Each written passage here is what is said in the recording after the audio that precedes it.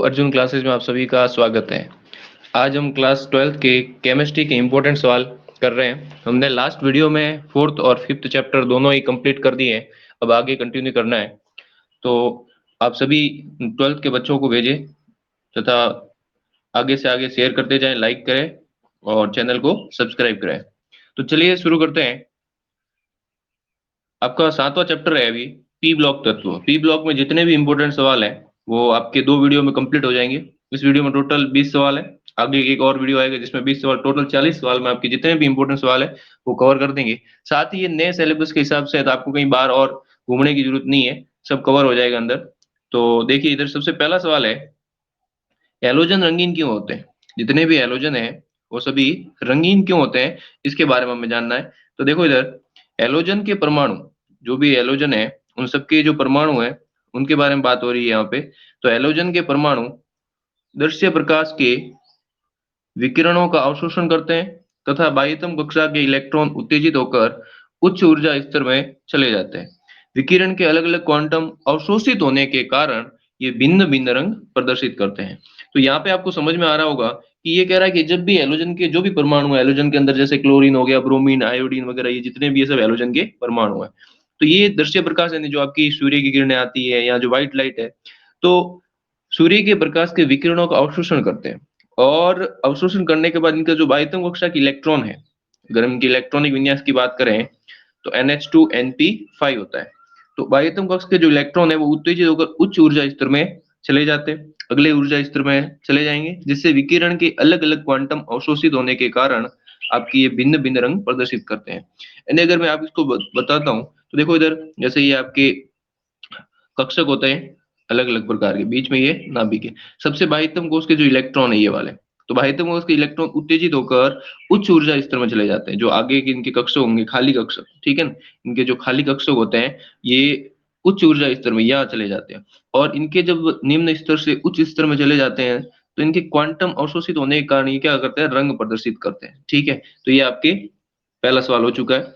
अब इसके आगे का दूसरा सवाल है कि HCl की तुलना में हाइड्रोजन आयोडाइड एक प्रबल अम्ल है, समझाइए। ठीक है, तो अम्ल कौन होगा जो अपना H प्लस आसानी से त्यागेगा? नॉर्मली अगर परिभाषा देखें तो अम्ल किसे कहते हैं?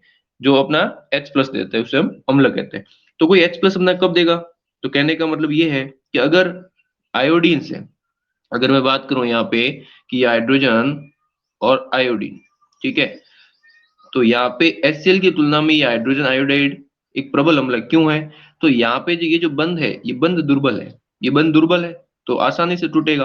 और अगर ये आसानी से टूटेगा तो यहाँ से हाइड्रोजन भी क्या होगा, आसानी से बाहर निकल सकता है। तो जितना ये हाइड्रोजन आसानी से बाहर निकल सकता है वह उतना ही प्रबल अम्ल होता है। तो यहाँ पर भी आपकी यही लिखा हुआ है कि आयोडीन परमाणु के बड़े आकार के कारण हाइड्रोजन आयोडाइड बंध लंबाई का मान हाइड्रोजन क्लोराइड की बंध लंबाई से अधिक होता है। तो सबसे पहली बात तो है कि यहाँ जो हाइड्रोजन और आयोडीन के बीच में जो बंध लंबाई है, हाइड्रोजन और आपके आयोडीन, इनके बीच में जो बंध लंबाई है ये लंबाई ज्यादा होती है, क्योंकि आयोडीन का आकार कैसा है, बड़ा आकार है। तो बंध लंबाई के कारण ये बंध दुर्बल होता है और जिसके कारण ये अपना H प्लस आसानी से त्याग देते हैं। और जो अपना H प्लस आसानी से देते हैं उसे हम क्या कहते हैं, प्रबल अम्ल। और इसी कारण आपका हाइड्रोजन आयोडाइड क्या है, प्रबल अम्ल है। तो ये आपके सवाल नंबर दूसरा हो चुका है। अब आगे देखो तीसरा सवाल, ठोस अवस्था में PCl5, ठीक है ना, PCl5 जो है वो आयनिक है, इसके बारे में हमें समझाना है। यानी फास्फोरस पेंटाक्लोराइड एक आयनिक यौगिक है, इसके बारे में समझाना है। तो हमने देखा है कि भाई ठोस अवस्था में PCl5 आयनिक यौगिक होता है क्योंकि इसका जो धनायन है PCl4 वो एक चतुष्फलकीय के फॉर्म में रहता है, और इसका ऋणायन है PCl6 वो एक अष्टफलकीय के फॉर्म में रहता है। तो इसके जब धनायन ऋणायन दोनों है तो ये एक आयनिक फॉर्म में रहता है, क्योंकि आयनिक कंपाउंड वही होते हैं जिसके अंदर एक पॉजिटिव और एक नेगेटिव। तो ये टेट्राहाइड्रल और ऑक्टाहाइड्रल दोनों फॉर्म में एग्जिस्ट करता है, यानी चतुष्फलकीय और अष्टफलकीय दोनों फॉर्म में रहता है। अब बात करते हैं आगे फोर्थ सवाल की ओर। तो आपके चौथा सवाल है कि वाष्प अवस्था में सल्फर अनुचुंबकीय होता है, समझाइए। तो सबसे पहले तो ये अनुचुंबकीय क्या है इसको समझो। जो चुंबकीय क्षेत्र रखने पर प्रभावित होते हैं, ठीक है ना, यानी चुंबक के क्षेत्र की ओर आकर्षित हो जाते हैं, उन्हें हम क्या कहते हैं, अनुचुंबकीय। किसी भी चुंबकीय क्षेत्र में अगर आप किसी पदार्थ को रखते हो तो वो चुंबक क्षेत्र की ओर आकर्षित होते हैं तो अनुचुंबकीय, और नहीं होते तो प्रतिचुंबकीय। तो वाष्प अवस्था में सल्फर अनुचुंबकीय होता है। ठीक है। तो वाष्प अवस्था में ऐसा क्या है, तो समझो कि वाष्प अवस्था में सल्फर आंशिक रूप से अणु H2 अणु के रूप में पाया जाता है, ठीक है। और H2 अणु में O2 यानी ऑक्सीजन अणु की तरह ही एंटी बॉन्डिंग कक्षक, जब आप इसको एमओटी थ्योरी पढ़ते हो, ठीक है, तो उसमें आपको क्लियर समझ आता है। एंटी बॉन्डिंग कक्षक पाई में अयुग्मित अयुग्मित इलेक्ट्रॉन पाए जाते हैं, जिसके कारण ये अनुचुंबकीय होता है। अब आप इसको एक लाइन में ये समझो कि अगर आपको किसी भी यौगिक में, किसी भी कंपाउंड में, किसी भी अणु में चुंबकीय प्रकृति जांचनी है, तो उसमें अगर अयुग्मित इलेक्ट्रॉन है, सिंगल इलेक्ट्रॉन, अकेला, ठीक है, कैसा इलेक्ट्रॉन है, अकेला इलेक्ट्रॉन है, तो वो कैसा होगा, अनुचुंबकीय होगा, ठीक है। लेकिन अगर यहाँ पे पेयरिंग हो जाती है, युग्मित इलेक्ट्रॉन आ जाते हैं, तो युग्मित होते ही ये इसके प्रभाव को कैंसिल आउट कर देते हैं, क्योंकि दोनों की डायरेक्शन कैसी है, ऑपोजिट डायरेक्शन है, और इसी ऑपोजिट डायरेक्शन के कारण उनमें कोई चुंबकीय प्रकृति नहीं होती है। तो अयुग्मित इलेक्ट्रॉन के कारण ही चुंबकीय प्रकृति होती है। नॉर्मली एक आप याद रखो, कोई भी ऐसा सवाल आए जिसके बारे में आंसर नहीं पता है, तो हम डायरेक्ट भी बता सकते हैं कि उसके अंदर क्या होंगे, अयुग्मित इलेक्ट्रॉन होंगे, जिसके कारण वो अनुचुंबकीय प्रकृति का होता है। अब बात करते हैं अगले सवाल 5वें की ओर, कि नाइट्रोजन का अणुसूत्र N2 है जबकि फास्फोरस का P4, ऐसा क्यों है? तो नॉर्मल सी बात है, जब भी हम अगर देखें, वैसे भी एक तरीके से नाइट्रोजन असामान्य व्यवहार दर्शाता है, ठीक है। क्यों दर्शाता है, तो देखो इधर नाइट्रोजन के संयोजी कोष का इलेक्ट्रॉनिक विन्यास क्या होता है, 2s2 2p3, यानी वर्ग 15 के तत्व है, उनका सामान्य इलेक्ट्रॉनिक विन्यास ns2 np3 होता है, और नाइट्रोजन आपके दूसरे ही आवर्त में है, तो इसका हो जाएगा 2s2 2p3। और ये अपना अष्टक पूरा करने के लिए दोनों नाइट्रोजन परमाणु संयोजी उपकोष में इलेक्ट्रॉन का साझा करते हैं और त्रिबंध द्वारा जुड़ते हैं। भाई अगर आप नाइट्रोजन की बात करो, तो नाइट्रोजन जुड़ते कैसे, ये एक नाइट्रोजन, फिर आपके ट्रिपल बॉन्ड बनता है बीच में, और फिर ये दूसरा नाइट्रोजन, तो दोनों नाइट्रोजन के बीच में ये ट्रिपल बॉन्ड है, और इसी ट्रिपल बॉन्ड के कारण ये आपके मजबूत होते हैं, पहली बात तो, ठीक है। इसी कारण ये नाइट्रोजन सामान्य वातावरण पर भी अक्रिय गैस के रूप में रहता है। नाइट्रोजन गैस कमरे के तापमान पर कोई क्रिया नहीं करती, इसलिए हम इसका उपयोग चिप्स वगैरह के अंदर भरने के लिए भी करते हैं, ठीक है। अक्रिय वातावरण उत्पन्न करने के लिए भी हम नाइट्रोजन गैस का उपयोग करते हैं। तो ये तो बात हो गई इसके बॉन्ड के कारण, तो ट्रिपल बंध के कारण ये द्विपरमाणु अणु है।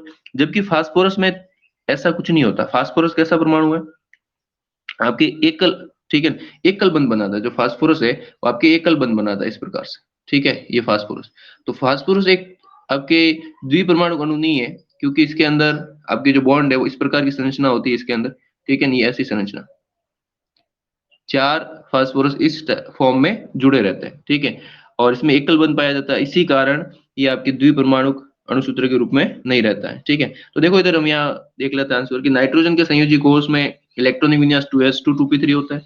अष्टक पूरा करने के लिए दोनों परमाणु संयोजी उपकोष में इलेक्ट्रॉन का साझा करते हैं तथा त्रिबंध द्वारा आपस में N2 के रूप में जुड़े रहते हैं। जबकि फास्फोरस में तत्व के बड़े परमाणु आकार के कारण बहुबंधन संभव नहीं है, ठीक है। बहुबंधन मतलब सिर्फ एकल बंध बनता है, डबल बॉन्ड संभव नहीं है, और चतुष्फल के अणु के रूप में रहता है, ठीक है।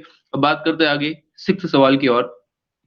नाइट्रोजन की तुलना में, सवाल क्या है कि नाइट्रोजन की तुलना में फास्फोरस अधिक क्रियाशील है, क्यों?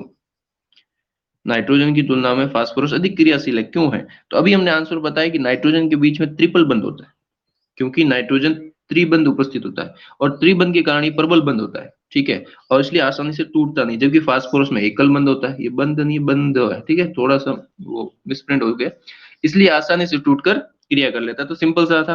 अब बात है 7वें सवाल की ओर। वर्ग 15 के ऊपर से तीसरे तत्व का नाम एवं इलेक्ट्रॉनिक विन्यास लिखिए। तो वर्ग 15 में के अंदर अगर ध्यान से हम देखें, तो नाना पाटेकर, ईश्वरिया सब बिंदास, ये भी ट्रिक से आप याद कर सकते हो, ठीक है। वरना न्यूजीलैंड, पाकिस्तान, ऑस्ट्रेलिया सब भिखारी। तो देखो न्यूजीलैंड, पाकिस्तान और ऑस्ट्रेलिया, ठीक है, या नाना पाटेकर, ऐश्वर्या सब बिंदास। तो ऊपर से तीसरा तत्व 1 2 3, तीसरा तत्व कौन सा हो गया, ये वाला, यानी आर्सेनिक, ठीक है। तो कौन सा तत्व हो जाएगा, आर्सेनिक हो जाएगा। मैं आपको आवर्त सारणी के बारे में भी पूरा एकदम टेबल बना दूंगा, जो 11th वालों के भी काम आएगी, बहुत ही जल्दी आ जाएगी वो वीडियो भी। तो आर्सेनिक, अब इसका इलेक्ट्रॉनिक विन्यास, तो इलेक्ट्रॉनिक विन्यास भी आपको लिखने का तरीका आना चाहिए, 1s2 2s2, ये नॉर्मली इसका इलेक्ट्रॉनिक विन्यास है, ठीक है, 1s2 2s2 2p6 3s2 3p6 4s2 और 4p3। जब तक अंदर वाले कक्षक पूरे नहीं भरे जाते, हम बाहर वाले कक्षकों को नहीं भरते हैं। तो ये बात हो गई इसके इलेक्ट्रॉनिक विन्यास की। अब इसने आगे ये भी पूछा है कि वर्ग 15 के धातु तत्वों का नाम बताइए, ठीक है। वर्ग 15 में जो भी धातु तत्व है उनका नाम बताना है। तो वापस ट्रिक से याद करो, ठीक है। अगर हम ध्यान से देखें तो नाना पाटेकर, ऐश्वर्या सब बिंदास, ठीक है। अब इसके अंदर नाइट्रोजन, फास्फोरस, आर्सेनिक, एंटीमनी, ये रूप धातु है, ठीक है, और ये आपके अधातु है। और बिस्मित क्या हो जाएगा, धातु हो जाएगा। बिस्मित क्या है, धातु है। तो यहाँ पे हमारे लिए धातु कौन सा हो जाएगा, बिस्मित हो जाएगा। ठीक है, तो वर्ग 15 के धातु तत्व का नाम क्या हो गया, बिस्मित हो जाएगा। अब बात करते हैं आगे, जो नवा सवाल है कि अमोनिया अणु की संरचना और संकरण अवस्था बताइए। अमोनिया अणु की संरचना भी बतानी, साथ में संकरण अवस्था।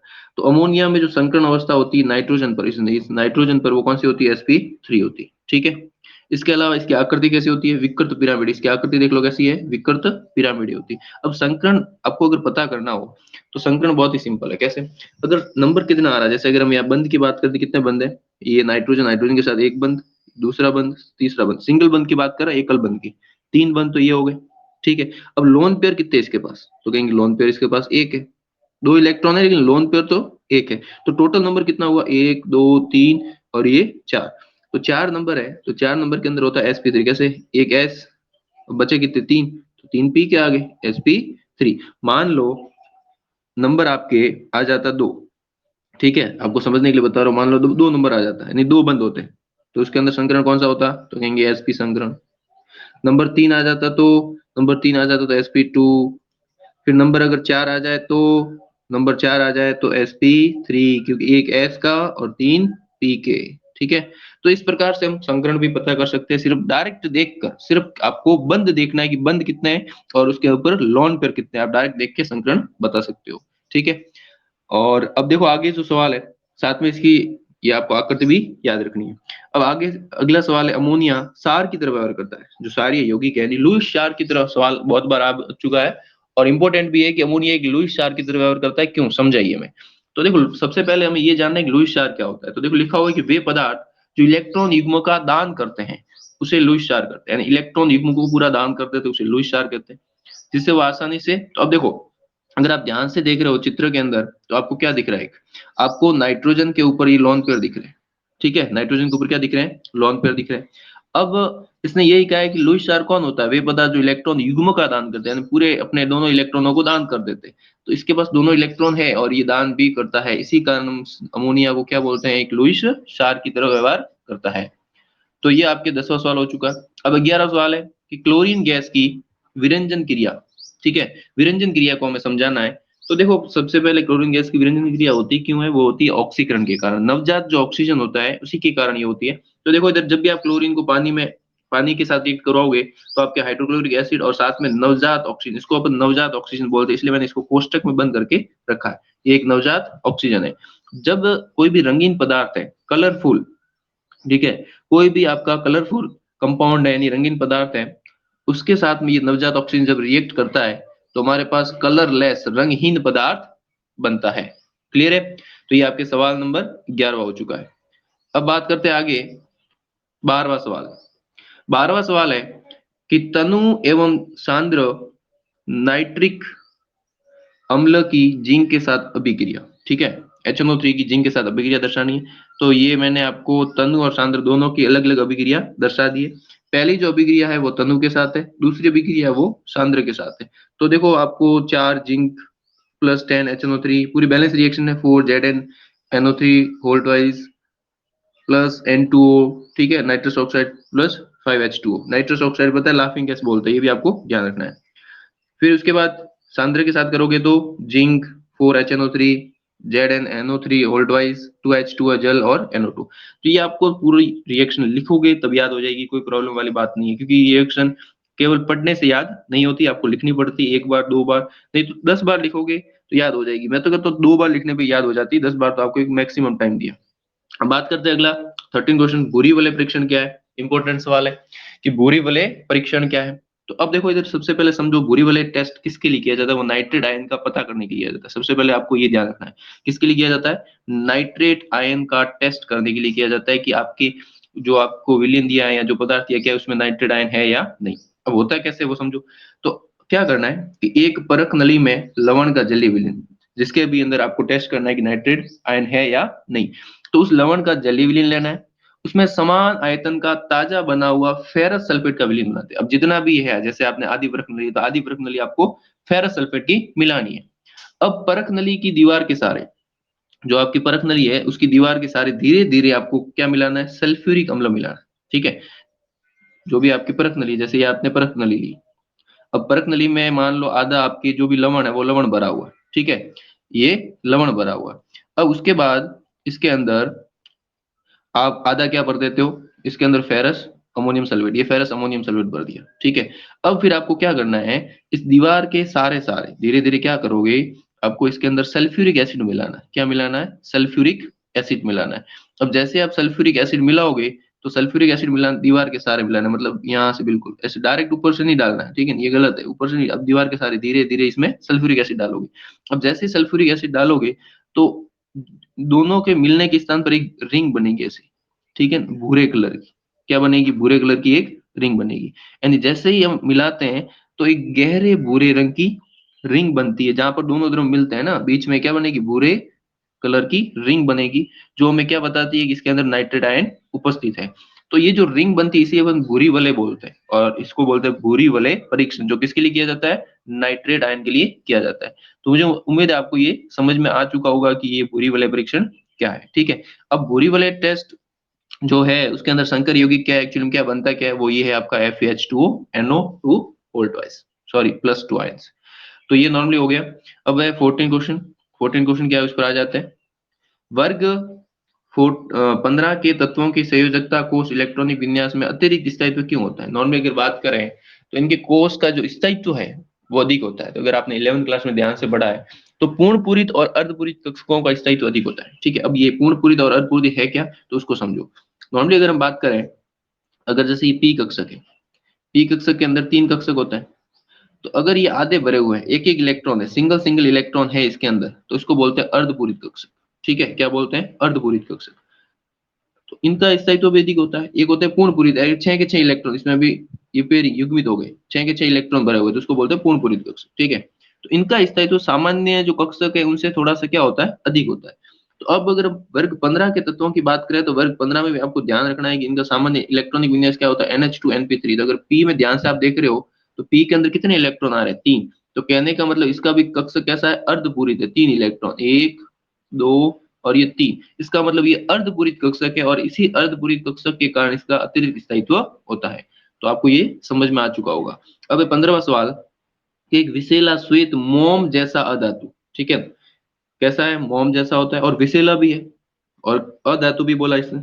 ठोस पदार्थ एक्स है, कोई भी हमें पदार्थ का नाम नहीं दिया, उसने कहा एक्स है, जो अंधेरे में प्रकाशित होता है, प्रतिदीप्त होता है ना, अंधेरे में चमकता है, तथा कार्बन डाइसल्फाइड से नहीं, CH2 कार्बन डाइसल्फाइड से बने विलयन में भीगा फिल्टर पत्र वायु में सुखाने पर स्वयं जल उठता है। जैसे आप विलयन में भीगा फिल्टर पत्र है, उसको वायु में सुखाओगे तो वो स्वयं जल उठेगा। तथा क्या देता है, सफेद धूम देता है, सफेद धुआं निकलता है उसमें से, और धुआं कौन सा, वायु। अब पूछ रहा है क्या बताओ, सबसे पहले तो वो अधातु कौन सी है, एक्स क्या है, दूसरा वो वाई क्या है, ठीक है, जो धुआं निकल रहा है वो कौन सा है। तो इसमें जो अधातु होती है वो आपको ये ध्यान रखना है, वो अधातु ठोस कौन सी है, फास्फोरस है, क्योंकि फास्फोरस एक विषैला पदार्थ है और श्वेत मोम जैसा ही होता है और चमकता भी है, फास्फोरस आपको ध्यान रखना है। इसके अलावा अगर श्वेत धूम की बात करें तो P2O5 ये एक श्वेत धूम है। अब अगला सवाल आपके 16वां, उत्कृष्ट गैस समूह का सामान्य इलेक्ट्रॉनिक विन्यास, यानी सबसे लास्ट वाला 0 जो समूह होता है, यानी 18वें वर्ग का क्या हो जाएगा, NH2NP6। ये आपका 16वां सवाल हो चुका है। अब बात करें 17वें सवाल की ओर, तो 17वां सवाल है क्लोरीन की। ये इंपॉर्टेंट सवाल देखो बार बार आता रहता है कि क्लोरीन की गर्म एवं सांद्र सोडियम हाइड्रोक्साइड से अभिक्रिया। तो मैंने समीकरण लिख दिया है, 3Cl2 6NaOH plus 5NaCl plus NaClO3 plus 3H2O। तो ये आपको समीकरण याद रखना है। इसके अलावा इसकी, जैसे इसने गर्म और सांद्र का पूछा, वैसे वैसे ठंडा और तनु का भी पूछ लेता है। तो दोनों रिएक्शन आपको याद रखनी। इसमें भी क्या हो जाएगा, Cl2 प्लस 2 NaOH, तो बनेगा क्या उत्पाद में, सोडियम क्लोराइड NaCl प्लस, इसके बीच में प्लस आएगा ना, ये ध्यान रखना, थोड़ा सा मिसप्रिंट है। NaCl इनके बीच में प्लस आएगा, फिर NaClO प्लस H2O, ठीक है, इसके बीच में भी प्लस आएगा। मैं यहाँ पे आपको थोड़ा सा बना देता हूँ ना, ये क्या फटाफट में लिखते टाइम हो जाता है, तो ये बीच में प्लस आएगा यहाँ पर, ठीक है। अब उसके बाद अगला है 19वां, कि वर्ग 15 के तत्वों की हाइड्राइडों की अपचयिक क्षमता। अपचयिक क्षमता के बारे में बात करनी है। तो जिसमें हाइड्रोजन बहुत ही वीक, ठीक है, बहुत ही वीक बॉन्डेड है, मतलब जिसके अंदर हाइड्रोजन बड़ी आसानी से निकल सकता है। तो सिंपल सी बात है, आपको भी पता है कि हाइड्रोजन सबसे आसानी से बिस्मिथ के साथ जुड़ा होगा, ठीक है, किसके साथ जुड़ा होगा, बिस्मिथ के साथ जुड़ा होगा, क्योंकि यहाँ पे बिस्मिथ का आकार बड़ा है, नाइट्रोजन तो आकार छोटा है तो यहाँ से हाइड्रोजन बड़ी आसानी से नहीं निकल सकता, तो अपचय क्षमता स्मिथ की सबसे ज्यादा होगी और अमोनिया की सबसे कम होगी। ठीक है, अब बात करते हैं आगे, नाइट्रोजन का असामान्य वर्ण किस कारण होता है? तो सबसे पहला है छोटा आकार, दूसरा डी कक्षक की अनुपस्थिति, तीसरा उच्च विद्युत ऋणात्मकता, चौथा है पी पाई बंध का निर्माण। ये आपके 4 कारण है जिसके कारण नाइट्रोजन का व्यवहार है वो असामान्य दर्शाता है। तो नॉर्मली पी ब्लॉक में जो इनके फर्स्ट मेंबर है होते हैं, ठीक है, जो इनका मुख्य होता है पहला मेंबर, वो सामान्य तो असामान्य व्यवहार दर्शाते हैं, तो ये आपको ध्यान रखना है। तो ये आपके सवाल हो चुके हैं, आगे और सवाल 20 या जो भी 22 सवाल है वो अगले वीडियो में आएंगे। तो आप वीडियो को ज्यादा से ज्यादा शेयर करें, लाइक करें, कमेंट करें, और कोई भी समस्या हो तो आप मेरे को कांटेक्ट भी कर सकते हैं। आप हमारे इंस्टाग्राम पेज अर्जुन क्लासेस को फॉलो करें, फेसबुक पर भी पेज है, ठीक है। और आप अगर रोज टेस्ट देना चाहते हैं 12th केमिस्ट्री के, रोज टेस्ट होते रहते हैं, तो आप जो वेबसाइट है इस वेबसाइट पर जाएं और वहां पे ज्वाइन करें, तो मैं आपको जल्दी टेस्ट के बारे में जानकारी दे दूंगा, किस प्रकार से टेस्ट होते हैं और क्या टाइम टेबल रहेगा। धन्यवाद।